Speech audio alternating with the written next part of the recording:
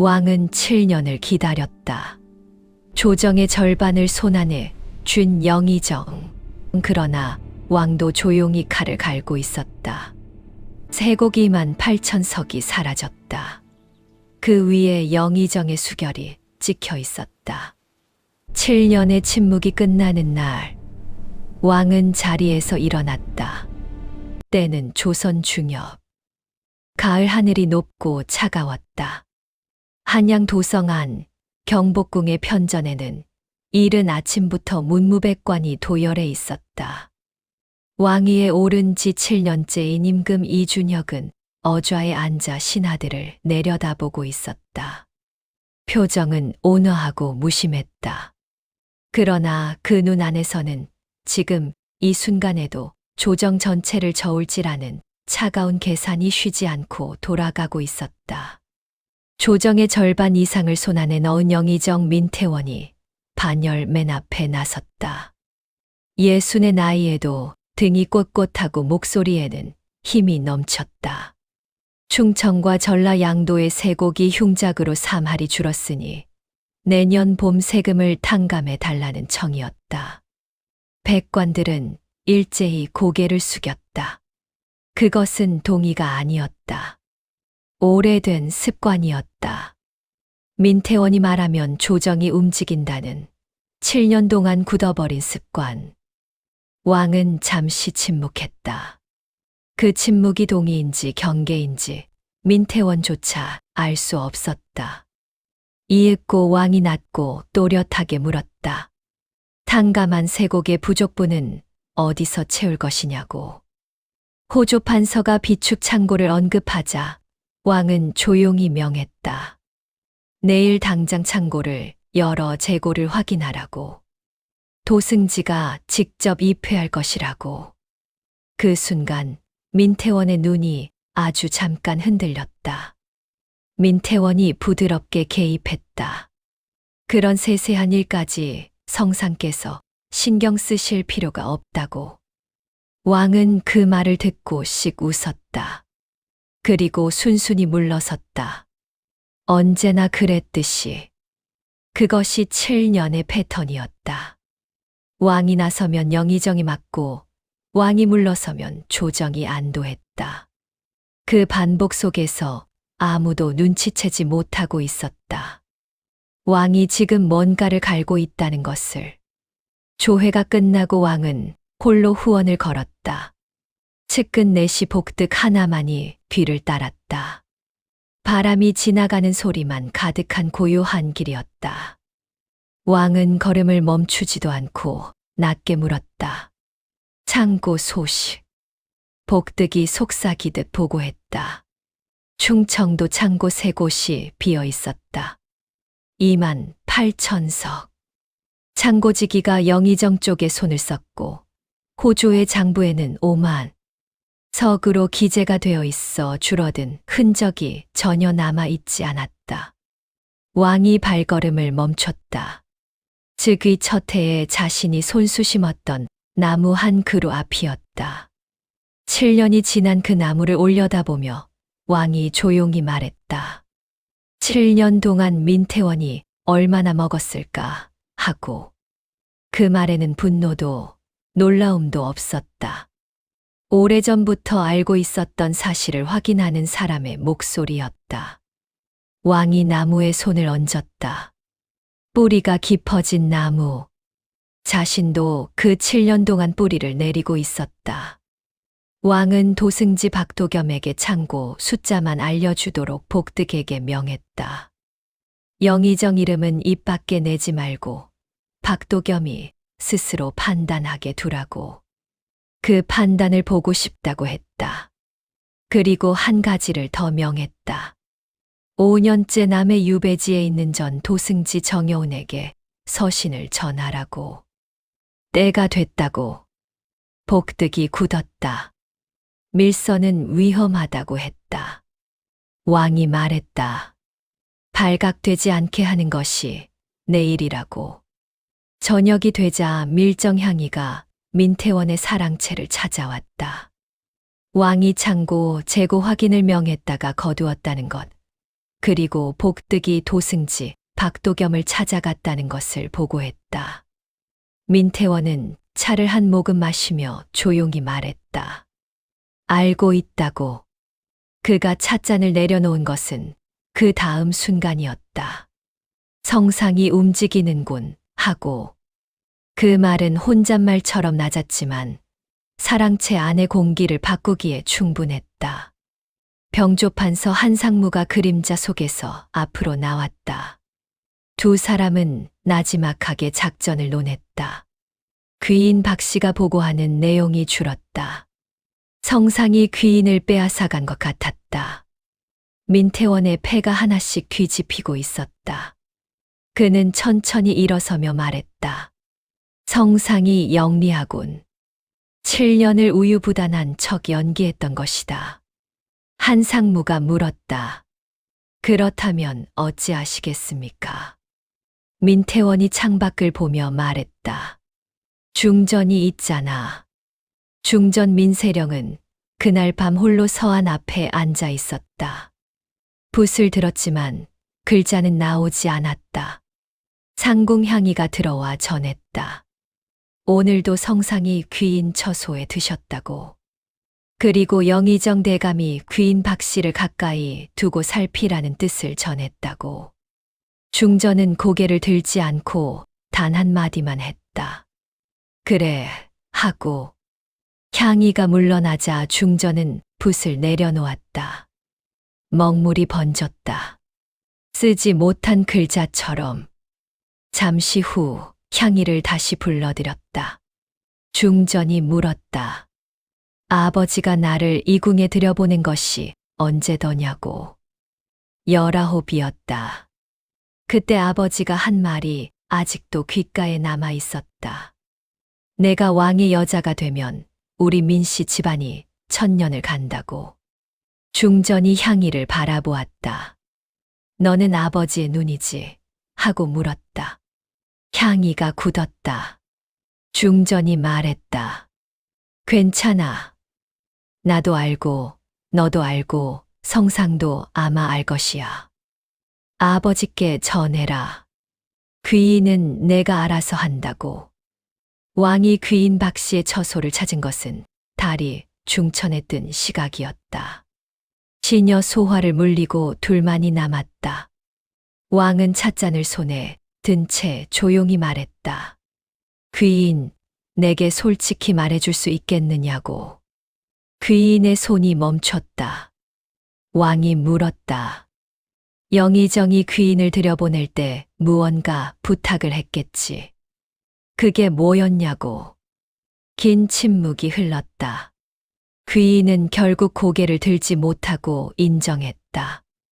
왕이 누구를 가까이 두는지, 어떤 말을 하는지, 그것을 알려달라 했다고. 처음 1년은 그렇게 했다고. 그 후로는 할 수가 없었다고. 왕은 웃지 않았다. 믿을 수 있느냐고 물었다. 귀인이 고개를 들었다. 눈가가 붉었다. 전하를 속이며 사는 것이 가장 힘들었다고 했다. 그 말에는 변명도 없었고 치장도 없었다. 그래서 오히려 무게가 있었다. 왕이 말했다. 나는 지금 내 주변에 믿을 수 있는 사람이 손에 꼽을 만큼 적다. 만약 귀인이 내 편이 된다면 나는 귀인을 지키겠다고. 앞으로는 자신이 시키는 것만 영의정에게 흘려달라고. 귀인이 이 말을 받아게 됐다. 그 작은 처소 안에서 두 사람 사이의 공기가 조용히 바뀌었다. 민태원이 꽂아 넣은 첩자 하나가 지금 왕의 폐로 넘어오고 있었다. 이조판서 유성원은 혼자 집무실에 있었다. 도승지 박도겸이 문을 닫고 들어왔다. 두 사람은 처음에 조심스럽게 말을 아꼈다. 박도겸이 먼저 물었다. 세곡 장부를 봤냐고. 유성원이 굳었다. 봤다고 자체적으로 조사해보니 28,000석이라고 했다. 2년 전부터 알고 있었다고도 했다. 그러면 왜 지금껏 침묵했냐고. 박도겸이 물었다. 유성원의 대답은 간단했다. 입을 열면 누가 살아남겠냐고. 나냐, 영의정이냐고. 박도겸이 말했다. 전하께서 움직이기 시작하셨습니다. 유성원이 굳었다. 성상이 직접, 그렇다고. 지금 결정을 해야 한다고. 전하 편에 설 것인지, 계속 중립을 지킬 것인지. 유성원이 오래 침묵했다. 창밖을 바라보았다. 그리고 말했다. 중립은 결국 강한 편이라고. 박도겸이 눈을 빛냈다. 그 말이 결정이냐고 물었다. 유성원이 대답하지 않았다. 그러나 그것이 대답이었다. 대비 조씨는 불경을 읽고 있었다. 민태원이 찾아왔다는 전가를 받고도 손을 멈추지 않다가 이윽고 책을 덮었다. 민태원이 들어와 인사를 올렸다. 대비는 단도직입으로 말했다. 인사치레는 그만두라고. 이 나이에 그게 귀에 들어오겠냐고. 두 사람은 20년을 함께 걸어왔다. 민태원이 어떤 사람인지 대비는 누구보다 잘 알았다. 대비가 분명하게 말했다. 성상을 그대로 두라고. 민태원이 나라의 안녕을 언급하자 대비가 막았다. 그 말은 내 앞에서 하지 말라고. 나는 선왕을 섬겼다. 지금은 왕을 섬긴다. 왕이 바뀌지 않는 한 내 자리도 바뀌지 않는다고. 민태원이 인사를 하고 물러났다. 대비가 그 뒷모습을 바라보며 혼잣말을 했다. 이번엔 왕이 이겨야 한다고. 그래야 내가 살아남는다고. 아무도 없는 방 안에서 20년을 같은 편이었던 두 사람이 방금 갈라섰다. 달빛이 연못에 고였다. 중전이 홀로 연못가를 걷고 있었다. 시녀들을 다 물렸다. 혼자였다. 발소리가 들렸다. 왕이었다. 둘이 나란히 연못 앞에 섰다. 누가 먼저랄 것도 없이 물을 바라보았다. 가을 연못은 고요했다. 두 사람의 숨소리만이 그 고요를 채웠다. 왕이 먼저 말을 꺼냈다. 가정의 이야기를 하겠다고. 만약 영의정과 자신 중 하나를 택해야 하는 상황이 온다면 이라고. 중전의 어깨가 미세하게 굳었다. 왕이 덧붙였다. 지금 답을 듣겠다는 게 아니라고. 그저 가정이라고. 긴 침묵이 흘렀다. 연못 수면이 바람에 일렁였다. 중전이 천천히 입을 열었다. 아버지가 없었으면 이 자리도 없었을 것이라고. 그러나 아버지가 원하는 것과 자신이 원하는 것은 다르다고. 왕이 그쪽을 바라보았다. 중전이 원하는 것이 뭐냐고 물었다. 연못 빛이 두 사람의 얼굴 위에서 흔들렸다. 중전은 말했다. 지금은 말할 수 없다고. 왕이 고개를 끄덕였다. 언젠가는 말해줄 수 있겠냐고 물었다. 중전이 왕의 뒷모습을 바라보며 대답했다. 자신도 그날이 오기를 바란다고. 그 밤 연못가에 남겨진 것은 두 사람의 마음뿐이었다. 박도겸은 낡은 도포를 걸치고 주막 구석에 앉아 있었다. 맞은편에 초라한 차림의 사내가 앉았다. 창고직이 최봉술이었다. 최봉술은 시작부터 떨었다. 박도겸이 묻는 것은 단 하나였다. 28,000석이 어디로 갔냐고. 최봉술은 누가 시켰는지만은 말할 수 없다고 했다. 가족이 있었다. 박도겸이 말했다. 가족을 지켜주겠다. 증거를 달라. 최봉술이 오래 망설였다. 그리고 품에서 접힌 문서 하나를 꺼냈다. 사본이라고 했다. 발각이 두려워 혼자 만들어둔 것이라고. 박도겸이 펼쳐 읽었다. 손이 떨렸다. 영의정 민태원의 수결이 선명했다. 박도겸이 최봉술에게 말했다. 지금 당장 가족을 데리고 한양을 떠나라. 연락이 갈 때까지 숨어 있어라. 최봉술이 물러나자 박도겸은 혼자 남았다. 문서를 손에 쥐고 촛불이 흔들리는 것을 바라보았다. 7년 동안 왕이 기다려온 것이 지금 이 손안에 있었다. 복득이 왕에게 보고했다. 박도겸이 문서를 입수했다고. 왕이 눈을 감았다. 잠시 후 눈을 떴다. 표정에는 변화가 없었지만 방 안의 공기가 달랐다. 왕이 말했다. 아직이다. 병조를 잡기 전에는 쓸 수 없다. 복득이 굳었다. 한상무 대감이 군권을 쥐고 있사온데 어찌 병조를. 왕이 천천히 말했다. 한상무의 약점을 찾아라. 그 사람에게도 반드시 숨겨둔 것이 있다. 귀인 박씨가 중전의 처소를 찾아온 것은 그 무렵이었다. 향의를 내보내고 두 여자만이 남았다. 귀인이 먼저 말했다. 영의정 대감이 자신을 통해 전하를 감시해 왔다는 것을 중전께서도 아시지 않냐고. 중전이 알고 있다고 했다. 귀인이 이제 전하 편에 서기로 했다고 말하자 중전이 물었다. 전하가 시켜서 온 것이냐고. 아니라고. 자신의 뜻이라고. 중전이 찻잔을 내려놓으며 말했다. 귀인이 전하를 사랑하는 것을 안다고. 전하도 귀인을 믿는다는 것도. 그 마음이 진심이라면 자신이 귀인의 편이 되어줄 수 있다고. 귀인의 눈이 붉어졌다. 중전이 덧붙였다. 민태원이 내 아버지지만 아버지가 하는 짓을 좋아하지는 않는다고.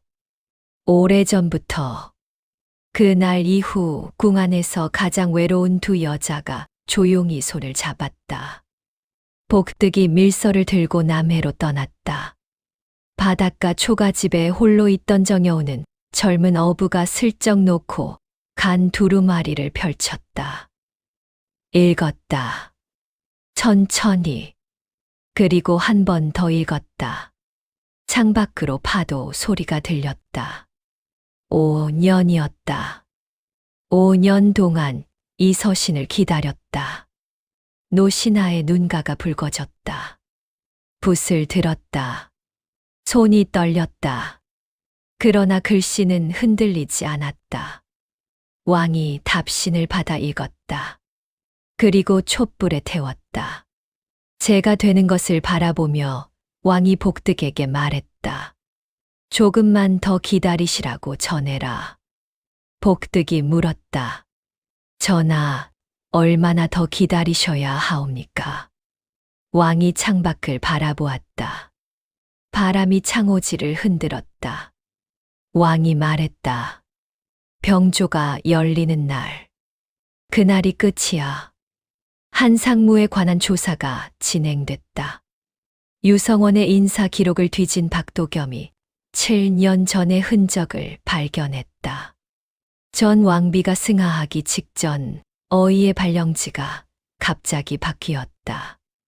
그 발령을 승인한 것이 당시 이조의 누군가였다. 그리고 그 누군가 위에 한상무가 있었다. 박도겸이 굳었다. 세곡 횡령이 아니었다. 이것은 그보다 훨씬 깊은 곳에서 시작된 이야기였다. 왕에게 보고가 올라왔다. 왕이 박도겸의 말을 끝까지 들었다. 그리고 오래 침묵했다. 전 왕비는 왕의 형에 비었다.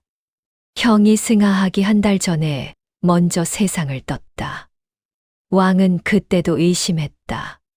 그 의심이 7년을 지나 지금 이 방 안에 증거로 앉아 있었다. 왕이 주먹을 쥐었다. 그리고 폈다.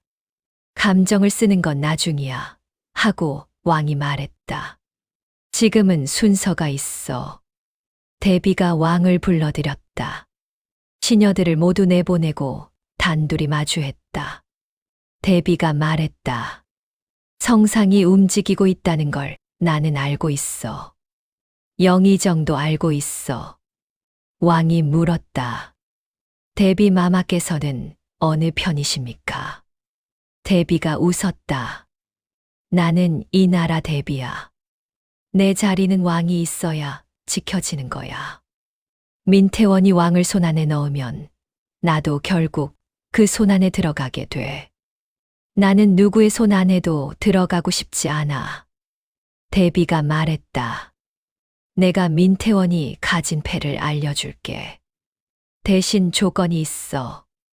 민태원을 처단하더라도 내가 지정하는 2명은 살려둬야 해. 왕이 물었다. 이름을 알 수 있겠습니까? 대비가 고개를 저었다. 지금은 위험해. 때가 되면 알려줄게. 왕이 오래 대비를 바라보았다. 이 여자를 믿어야 하는가? 그러나 지금 선택지가 많지 않았다. 왕이 말했다. 받아들이겠습니다. 대비가 몸을 당기며 말했다. 자, 한상무의 진짜 약점부터. 이튿날 조회. 사간원 대사관 이덕수가 도승지 박도겸의 탄핵 상소를 올렸다. 주막에서 공용 문서를 유출하고 창고지기를 은닉했다는 죄목이었다. 조정이 술렁였다. 민태원은 표정 하나 바꾸지 않고 왕을 바라보았다. 왕이 물었다. 그 주막에서의 일을 누가 보고했냐고. 제보자 신원을 보호해야 한다는 대답이 돌아왔다. 왕이 다시 물었다. 그렇다면 사간원이 도승지가 유출했다는 문서의 내용을 어떻게 알고 있느냐고. 이덕수가 멈칫했다. 왕이 자리에서 일어났다. 그 문서가 세곡 장부와 관련이 있는 것은 아니냐고 물었다. 그리고 영의정을 바라보았다. 사간원이 세곡 장부의 내용을 안다면 영의정도 알고 있다는 것이 아니냐고. 세곡이만 8,000석이 어디로 갔는지. 조정이 얼어붙었다. 왕이 어좌로 돌아가며 말했다. 오늘 탄핵은 없다. 도승지는 계속 직무를 수행하라. 그리고 세곡 장부 조사를 위한 별도 기구를 설치한다. 내가 직접 총괄한다. 그날 조정에서 왕이 처음으로 칼을 꺼내 보였다. 민태원이 사랑채로 돌아왔다. 한상무가 기다리고 있었다. 한상무가 말했다. 대감, 이제 손을 쓰셔야 합니다. 민태원이 차갑게 말했다. 뭘 어찌하겠다는 것이냐. 왕을 폐위하면 내가 반역자가 되는 거야. 그게 민태원의 결말이냐. 한상무가 말했다. 그렇다면 박도겸을. 민태원이 고개를 저었다. 박도겸을 치면 성상이 직접 나서. 그러면 아무것도 남지 않아. 민태원이 창밖을 보며 말했다. 정여운을 없애라. 흔적 없이. 한상무의 사람들이 남해로 향했다. 그러나 왕도 이미 알고 있었다. 복득이 달려와 보고했다. 전하, 정대감이 위험합니다. 왕이 자리에서 일어섰다. 선전관 셋을 지금 당장 남해로 내려보내라. 박도겸이 주저했다. 하오나 선전관을 갑자기 보내면 영의정이 눈치채웁니다. 왕이 말했다. 눈치채도 좋다. 정 어르신이 살아야 해. 박도겸이 달려나갔다. 왕이 홀로 주먹을 쥐었다. 제발 하고 중얼거렸다. 남의 유배지. 정여운이 해변을 걷고 있었다. 낯선 인물 둘이 뒤를 따랐다. 정여운이 눈치채고 발걸음을 빠르게 했다. 그때 반대편에서 선전관 셋이 달려왔다. 두 패가 마주쳤다. 자객들이 물러섰다. 정여운이 선전관의 손을 잡았다. 전하께서 보내셨느냐고 물었다. 그렇다는 대답에 정여운의 눈이 감겼다. 다행이야 하고 그가 말했다. 참으로 다행이야. 정여운은 5년 만에 한양으로 돌아왔다. 말을 달려 돌아온 길. 도성의 성문이 눈에 들어오는 순간 연로한 노신하의 눈이 젖었다. 박도겸이 마중을 나와 무릎을 꿇었다. 전하께서 기다리고 계신다고 했다. 정여운이 박도겸의 손을 잡으며 물었다. 성상께서 무사하시냐고. 무사하시다는 대답에 정여운은 눈을 감고 고개를 끄덕였다. 5년이 길었다고 다행이라고 했다. 왕은 어좌에 앉지 않았다. 정여운이 편전에 들어서자 자리에서 일어서서 맞이했다. 정여운이 엎드리려 하자 왕이 막았다. 두 사람이 마주 앉았다. 5년의 시간이 그 침묵 안에 고여 있었다. 정여운이 말했다. 유배지에서 전하의 서신을 받을 때마다 무사하시다는 것만으로도 버틸 수 있었다고. 왕이 말했다. 자신도 마찬가지였다고. 어르신이 계셨기 때문에 7년을 버텼다고. 왕이 물었다. 전 왕비 독살건 어르신도 알고 계셨냐고. 정여운이 굳었다. 알고 있었다고 했다. 5년 전 자신이 유배된 직접적인 이유가 그것이라고. 수사를 시작했다가 민태원이 영모죄를 뒤집어 씌웠다고. 왕이 눈을 감았다. 형수가 독살됐고 형이 시름시름 앓다 죽었다. 그것이 민태원의 지심을 믿어왔다. 정여운이 말했다. 당시 어이가 민태원에게 매수되어 독을 처방했다는 증인이 있다고. 아직 살아있다고. 왕이 눈을 뜨며 말했다. 그 증인을 데려오라고. 그게 마지막 패라고. 민태원이 중전의 처소를 찾아온 것은 늦은 오후였다. 아버지와 딸이 마주 앉았다. 오랜만에 독대였다. 민태원이 먼저 말했다. 성상이 아버지를 치려 하고 있다고. 내가 막아야 한다고. 중전이 알고 있다고 답하자 민태원이 몸을 앞으로 기울였다. 내가 중전이잖아. 아버지를 살려야 해. 긴 침묵이 흘렀다. 중전이 말했다. 아버지를 사랑한다고. 그것은 진심이라고. 그러나 아버지가 하신 일들을 모른 척할 수는 없다고. 2만 8천석. 흉년에 굶어 죽는 백성들이 있는데 그것을 알고 난 뒤부터 아버지의 사람 노릇을 할 수가 없었다고. 중전이 말했다. 아버지를 고발하지는 않겠다고. 그것만은 할 수 없다고. 그러나 아버지 편에 서서 전하를 막는 것도 할 수 없다고. 민태원이 씁쓸하게 웃었다. 내가 내 딸이 맞긴 하구나. 이렇게 고집이 세니. 일어서며 말했다. 나중에 후회하지 마라. 중전이 고개를 숙이며 말했다. 아버지도요. 민태원이 나갔다. 문이 닫혔다. 중전이 홀로 남았다. 한참이 지나 눈물 한 방울이 바닥으로 떨어졌다. 중전은 그것을 닦지 않았다. 밤이 깊었다. 복득이 급히 달려와 보고했다. 한상무 대감이 병사들을 궁 주변에 배치하기 시작했다고. 500명 이상이라고. 왕이 굳었다. 박도겸, 정여운, 유성원이 한자리에 모였다. 왕이 물었다. 지금 당장 쓸 수 있는 군사가 얼마냐고. 박도겸이 말했다.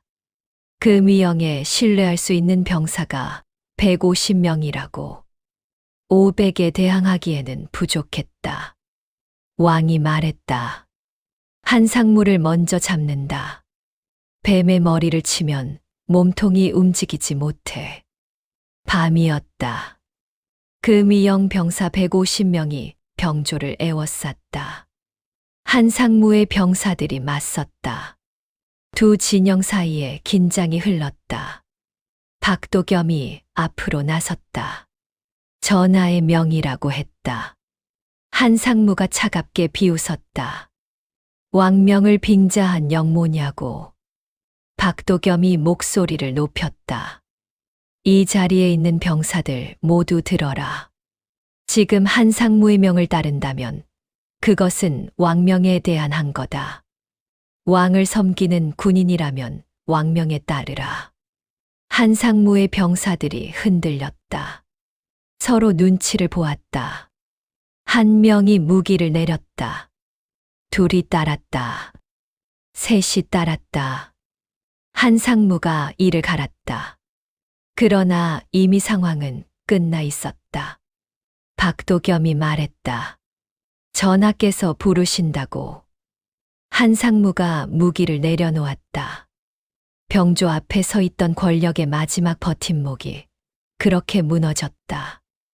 민태원이 자진해서 편전으로 들어왔다. 아무도 그것을 예상하지 못했다. 그가 왕 앞에 무릎을 꿇었다. 처음으로 왕이 물었다. 영의정이 직접 왔구나. 도망치지 않았군. 민태원이 답했다. 도망치는 것은 민태원답지 않사옵니다. 왕이 물었다. 전 왕비, 형의 비었던 분, 당신이 관여했냐고. 오래, 아주 오래 침묵이 흘렀다. 민태원이 고개를 들었다. 전 왕비가 자신의 계획에 장애가 됐다고. 자신이 지시한 것이 사실이라고. 편전이 얼어붙었다. 왕이 눈을 감았다. 뜨는데 시간이 걸렸다. 표정이 완전히 지워졌다. 왕이 일어서며 말했다. 당신은 영리하고 유능한 사람이었어. 그 모든 것이 결국 이 결말로 이어졌군. 그리고 박도겸에게 명했다. 민태원을 의금부로 이송하라. 형량은 법에 따른다. 고문은 없다. 민태원이 끌려가기 직전 마지막 부탁을 했다. 세령이를 지켜달라고. 내 딸은 아무 죄가 없다고. 왕이 말했다. 중전은 이미 내가 지킨다고. 그것은 걱정 말라고. 문이 닫혔다. 왕이 닫힌 문을 바라보며 혼자 말했다. 형, 이제 됐습니까? 그 말은 아무에게도 들리지 않았다. 그래도 괜찮았다.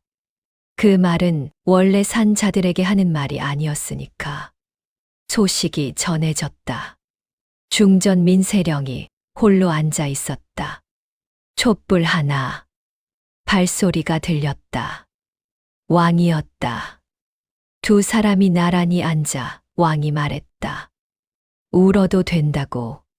중전의 눈물이 떨어졌다. 그리고 이야기를 나눴다. 비밀 통로에서의 일을, 연못가에서의 말을, 7년 동안 서로를 바라보던 것을. 왕이 중전의 손을 잡으며 물었다.